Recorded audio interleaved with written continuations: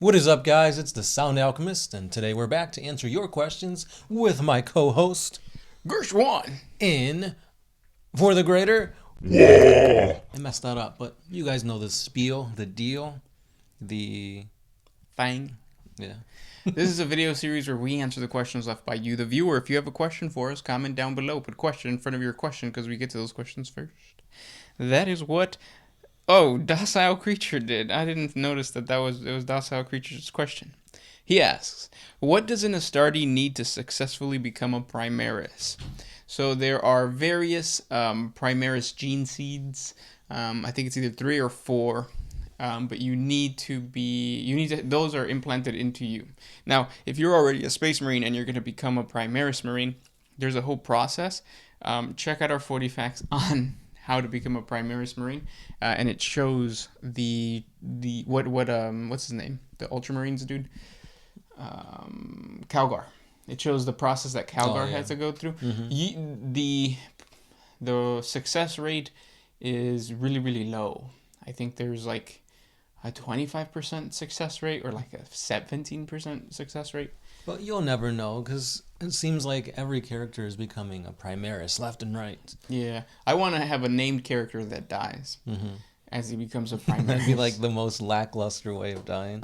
It's like you have Cato Sicarius, who has destroyed like thousands of enemies in his time, and he falls to the Primarization process. Yep. That'd be like, super backlash. Be awesome. I mean, but yeah. Yeah, but I'll link the videos that we're talking about above or in the description. Yeah. One of the cool things about becoming a Primaris Marine is that your body essentially becomes like steel. Your muscles get interwoven with like cables, and it takes a lot more to bring you down. Where already it takes a lot to bring a Space Marine down, but Primaris are just like on another level. Yes. It's crazy. And the scary thing about this is that Fabius Bile has been taking bodies of dead Primaris and running some experiments and whatnot. So I'm pretty sure we're going to see some Chaos Primaris hopefully soon. Yeah, hopefully. Yeah, maybe with the return of Fulgrim, he'll have a retinue of like Primaris, I don't know, demons or whatever. Yeah, what are those things called? The ones that came out of the word bearers, the possessed, right? Mm-hmm. Or Gal Vorbak. There you go. Yeah, that'd be scary. Because those guys back in 30K were able to take on custodes. Yeah. Like one of them like jumped on a custode and like ripped his spine out and stuff like that. So yeah, there's a really cool image of that in the Horus Heresy books.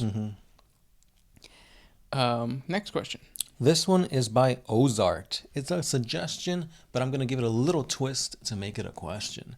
So his suggestion is to do the 40 most important events in the history of the galaxy on the timeline. For example, the birth of the Emperor, the rise of man, and so forth. That's a really cool idea. But for now, let's just do our top 4 like really pivotal events that happened in the 40K universe. Okay. I think we're going to have the ones that obviously overlap, which is the Horus Heresy is one. What would you say the other ones are?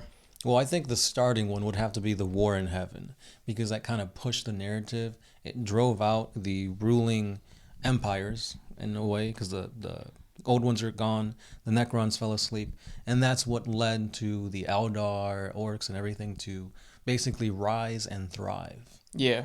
So, that's like the catalyst for everything. It's almost like the Big Bang. That's the starting point. Yeah. And then I think a big moment is the birth of Slaanesh, even though like the birth of Slaanesh is really tied to the Eldar, the Chaos Gods, and the Imperium, because it's actually during the birth of Slaanesh that the Age of Strife happened, and that's when the old human civilizations just completely collapsed. Well, they were separated and then they collapsed. Right. But it led to a lot of things happening, and the birth of a new Chaos God is a pretty big deal. Yeah. But yeah, if we look at it from what the events did to each individual race, I think it would be like the War in Heaven, the Horus Heresy, and the birth of Slaanesh. Yeah. If we had to pick one more, would you say it's the Cicatrix Maledictum? Yep. Just to put it in more recent times. because it essentially cut the universe in half, and it led to a whole bunch of like the Primaris coming out.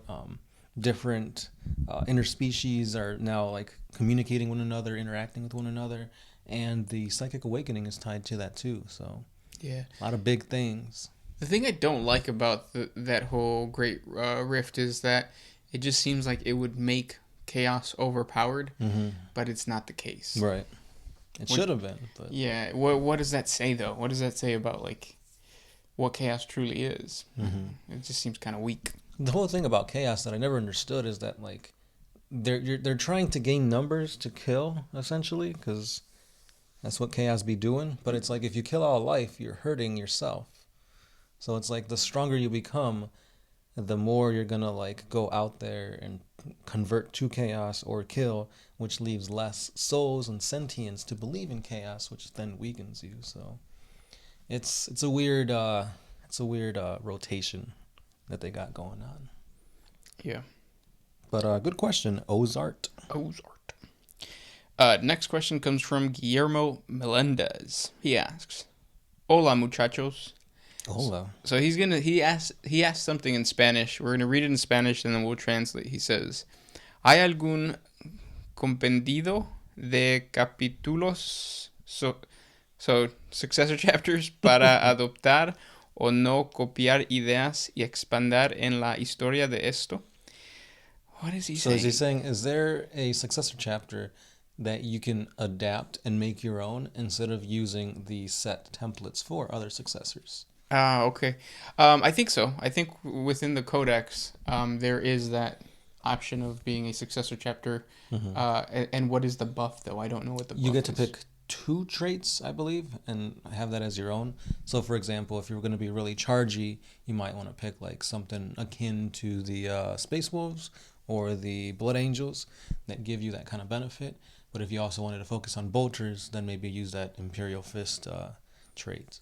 Damn, why doesn't everybody use that? That seems like it's really the way to go. Yeah. Because you get to pick and choose and kind of mold your force into that specific theme, I guess. I guess the good thing about the fact that we don't really see that on the tabletop of people just going all out and trying to make their armies as competitive as possible, I think that's a good thing. I think 40K being more tied to the lore and building and the hobby is good. Because you were just telling me about how, what's his name from Tabletop Tactics? He went 6-0 at a tournament. And he used Grey Knights. Grey Knights. Insane. That's like the opposite of 8th edition, because Grey Knights are elite. And 8th edition has shown us that it's all about quantity over quality. So I'm really interested in to see what list he was playing. I used to play Grey Knights, and I used to get stomped. But it is me. Are you gonna go buy it now? No, not at all. I really want to get the new Psychic Awakening, the Greater Good, because all the Tau stuff in there is looking mighty spicy. Yeah, it is cool that he can do that, and it's just like it shows how awesome of a commander he is and how well he understands the game. Right. But at the same time, I don't like, because we used to play HeroClix, and I don't like the people that played HeroClix specifically for just winning the game. I mean, yes, it's a war game, and at the end of the day, you want to win. But there's so much to 40K that other games miss out on because they're more interested in going to tournaments and beating everybody. Right. I mean, because you could be like that power gamer that min maxes, and you're just like a rules lawyer where it's like, oh, you're half an inch too far, or your characters are spaced 2 1/4 inches apart, like they're out of cohesion. Yeah, you could be that guy, but like, I feel like 40K should be more centered around like you were saying, the lore, the overall environment, the hobby, instead of just winning games. But yeah. I think we just went off on a tangent. I don't remember what was the question. The successor chapters. Successors, yeah. Yep. Yeah, you can do that. I think it was in the new supplement for the Spacemarine set. You can do that. Next question comes from CoreyBlack. He asks, "What would the Lion think of the Primaris inclusion? And do you think that the Watchers are turning him into one? Or would the Watchers in the dark be against the idea of this happening?" I need to refresh my memory on what the Watchers is. Is that because Are those the little like Yeah, I think so. elf thingies? I don't like from what I remember reading up on their lore is that they're just a mystery. They've always existed on Caliban, and they kind of have helped the Dark Angels. So I actually don't think that the lion would be a Primaris, just because he's a Primarch. A Primarch is still better than a Primaris. Right. So yeah. But yeah. Next one. This one is by Thalolo. The Emperor at one point went to the warp and became more powerful. What exactly happened in that kingdom of chaos? What were the Emperor's experiences with the gods of chaos that ended him leading to create the project of the Primarchs?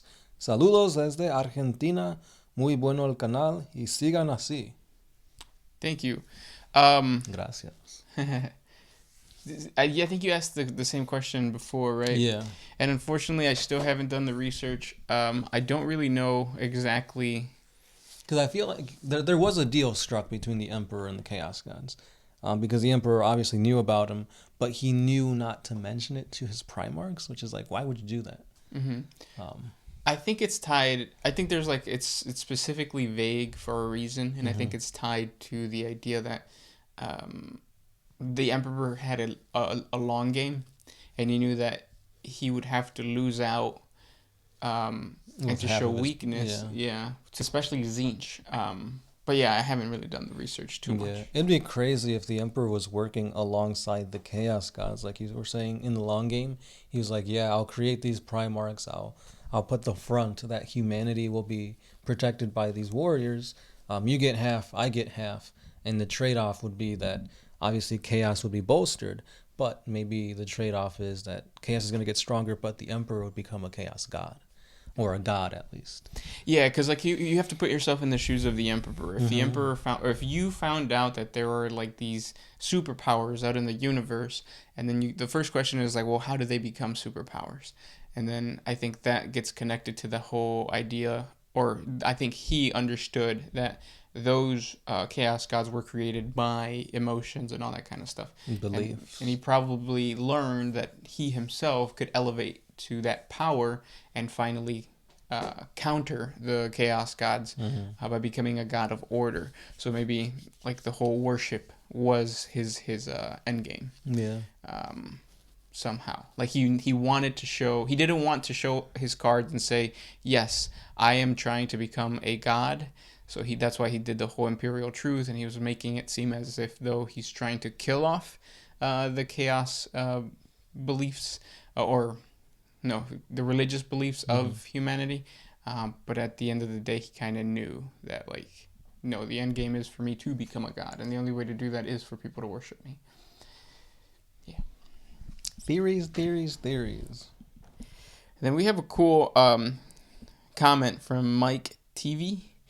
So Richard Boylan, the creator of the Hell's Reach video, the really badass fan animation with Grimaldus, he shouted you guys out on his live stream yesterday. He says he loves your content. Good job. That's awesome. We really love Hell's Reach. It took me a while to get into it because it was like small little bits and pieces, but he already has the full Hell's Reach thing. Yeah, like a whole movie. I watched that like one time. I just went to the gym and I was like, I'm just gonna watch this entire thing while I was on the treadmill. It was awesome. So thank you. Yeah, it's really cool how like you see all like the Titan and like the actual, what's that thing called inside the Titan, the Princeps. There you go. Yeah. Yeah. It's cool because it really brings a completely different light to a Titan that you don't think about. It is just a person inside of a giant machine, kind of like the Power Rangers. And also, keep an eye out for that new Blood Angels. Yes, his team's working on that with Warhammer 40K or GW. Yeah, we got a teaser on the Warhammer TV a little bit ago. I forget what it's called. It was like a week or two ago. Yeah, but go support that. I'm interested to see what exactly they're going to do with it, because like Blood Angels are like one of my favorites, and it's like to see what they're going to be fighting and what they're going to do with it. I really hope they include the Sanguinor somehow, some way in there. Yeah, the Blood Angels lore is one of those things that I felt I'd never liked the Blood Angels, but then the more you read up on the Blood Angels, you start to realize like, oh shit, there's so much conflict within this chapter, and there's so many flaws that the chapter has. But then at the same time, it's being built up because Sanguinius himself is like supposed to be like a Jesus archetype. So like the chapter's connections to just every aspect of chaos is so crazy. So we'll see what they do. But yeah. And then last question. This one is by Erza Swan. What would happen if Farsight's sword absorbed the lifespan of Plague Marines, Tyranids, or that of a saint? Same thing that'll happen with anybody else that he cuts down with his sword. He absorbs their lifespan that they originally would have had if they didn't die by Farsight. Because, I mean, the way they described it, it's like, oh, I kill, like, an orc. Orcs can live indefinitely, so technically, wouldn't Farsight live indefinitely? Right. Yeah. So but it's not the case. No. It's wishy-washy, but it makes sense somehow. Yeah. Like, let's say, he's fighting the Imperial Guard, and the guardsman would die at age 45 by illness, which is really great for a guardsman. Yeah. Yeah. So that guardsman, who's probably like in his early teens, early 20s, still has like 20 plus years of life, supposedly. So even though he got cut down by Farsight, those 20 years get added to Farsight's lifespan, which I think was just a ploy by GW to keep using Farsight in the lore. Throughout all these years and whatnot, because with the regular Tau, they don't live that long. I think they have like a 40-year lifespan. So in order to use like Shadow Sun and all these commanders throughout long periods of war, they go into stasis and they only come out during like big battles where they're needed. Which I think is badass too. Yeah. But it would suck if like she's on stasis in a ship and the ship gets blown up. Yeah. But I mean, that's how you use the same characters throughout like different eras and whatnot.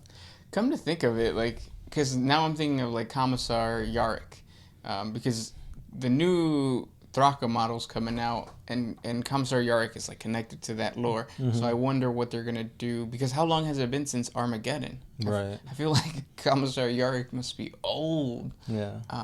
So I think I've never actually sat and thought about like, oh yeah, these named characters, they've been living a really, really long time. But then again, Belisarius Skull has been around for 10,000 years. But I mean, he's like half machine or practically all machine at this point. Yeah. But maybe it's like other commanders inherit the name of like Yarrick or whatever. Oh, yeah. Or they'd have clones or something like that. That'd be cool. Yeah. But yeah. Those are the questions for today. If we did not get to your question, ask again. Thank you guys for listening. I'm tired. We got 2 more of these, so put your tiredness aside. This has been the Sound Alchemist. Gershwan. And we are out of here. Always